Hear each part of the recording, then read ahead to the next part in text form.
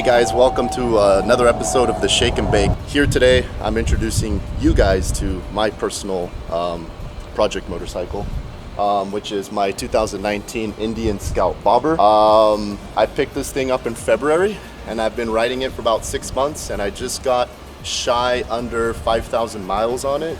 So I can actually come to you guys with a pretty honest and pretty real review and kind of just my personal thoughts on the motorcycle. Again, it's my first bike, and I was looking at picking up potentially like a Harley Davidson Sportster, like a Sportster 48 or like an Iron 1200. But I'm gonna explain to you guys why I went with the Indian Scout Bobber and why I feel personally it's way more bang for your buck.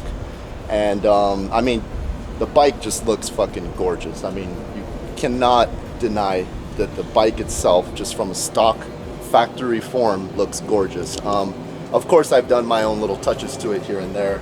But anyway, so jump right into it. Basically, it's a 69 cubic inch V-twin, which is basically converted into the CC domain. It's 1133 cc's.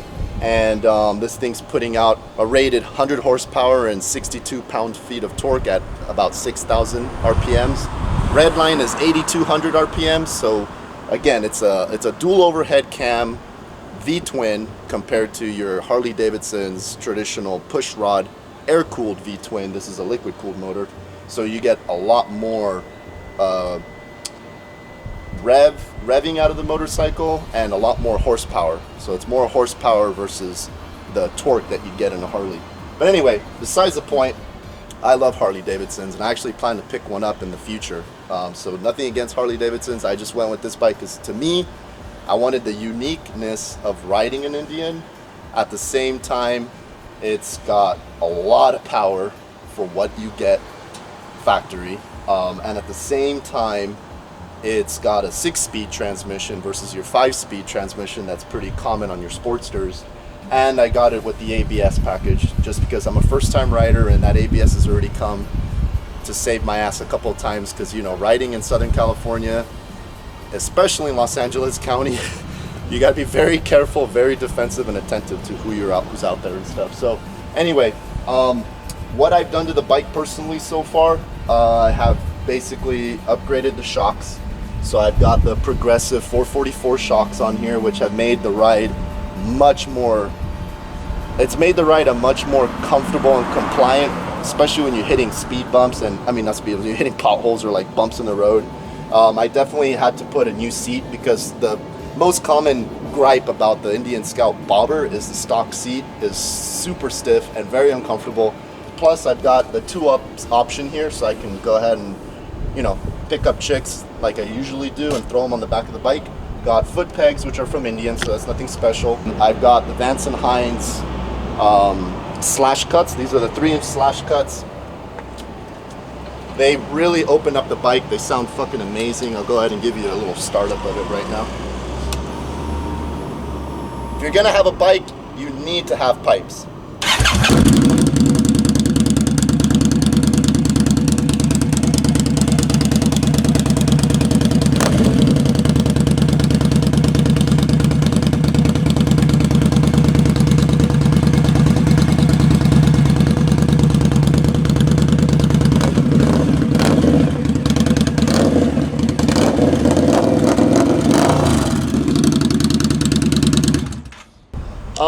Common questions I get pretty much are, first of all, why are you riding now all of a sudden, Alex? And well, just so you guys know, a little history. I've always wanted to ride for the longest time, especially when I started college. But that's when I picked up my Nissan 240 SX, and I just started going down that rabbit hole with modifying cars. I've met the best people in the world through the car scene, all the best people that I know currently, and but I've always had this little nagging thought of wanting to ride, and I decided to just commit to it. So on my 30th birthday, I got my motorcycle endorsement, got my license, and then early this year picked up the bike. A lot of people ask me, well, is it unsafe or dangerous to ride a motorcycle? Well, fortunately, it's it's not more dangerous to ride a motorcycle, to be honest with you, as long as you're riding defensively and you're paying attention to your surroundings and very attentive.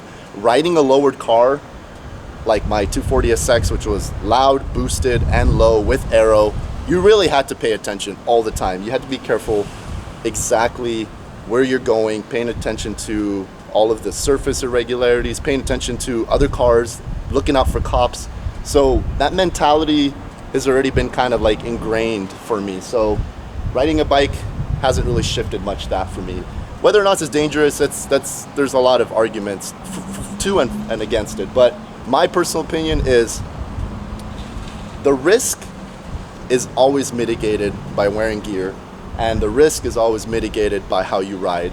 And the only thing that's worse is that on a motorcycle, you're not surrounded by a cage, airbags, seat belts, all that stuff. So if you do get hit, it's gonna hurt. And the whole thing with motorcycles and riding is just try to mitigate risk as much as possible.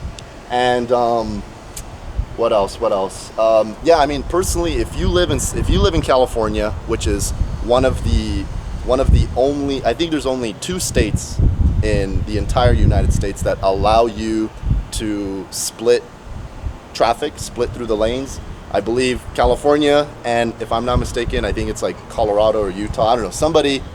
Somebody has incorporated and made lane splitting legal other than California. So if you live in California and you don't ride a motorcycle, I really feel you're missing out on such a big part of your life because of the fact how free-spirited the whole riding experience is, and you can never have a bad day on a motorcycle. You can't. Like, if you feel like down, or if you feel anything in your life isn't right, throw a leg over your bike, go for a ride. You're gonna feel a million times better. And it's such a great opportunity to take advantage of the fact that you could go anywhere in California and never be bogged by traffic, which is awesome. I mean, to me, that experience alone is worth it. And we've got a lot of really cool things coming for you guys. This is a video that I've kind of postponed making until I had enough time on the bike, because I'm not the kind of person that likes to just ride a motorcycle for like a day and then be like, hey, this is all the cool things about it. This is my review of the bike. So anyway, the bike itself is awesome. I don't have a lot of experience with other motorcycles other than my bike, but the power band is linear, and there's plenty of power on this thing. I mean, I'm still to this day not fully cracking the throttle open. I mean, it is a powerful bike, and there's so much left in there too. You can do an air cleaner, a full header, and a tune, and you can crank way more power out of it if you want. But yeah, I mean, it's smooth shifting, linear power band. It's kind of a nice stiff ride, which I like, and honestly, everywhere I go, I get compliments on the bike, which is awesome. It makes me feel really good about my choice, and I'm really looking forward to spending a lot of time on this thing. But like I said, we've got a lot of really cool things coming for you guys, new projects, new cars.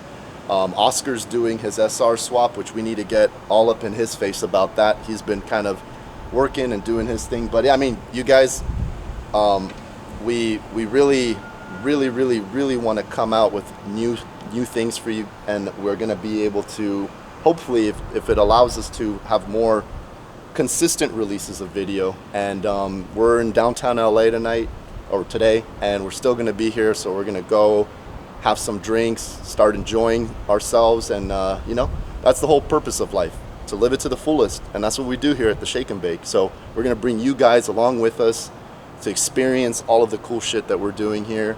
And yeah, it's just raw and unfiltered. That's what we're gonna do, and we're gonna keep doing that until we're not breathing anymore. So thank you guys for always being with us and sticking through all our videos. And it's gonna be an awesome ride, so we're gonna bring you guys with us. Thank you. Peace.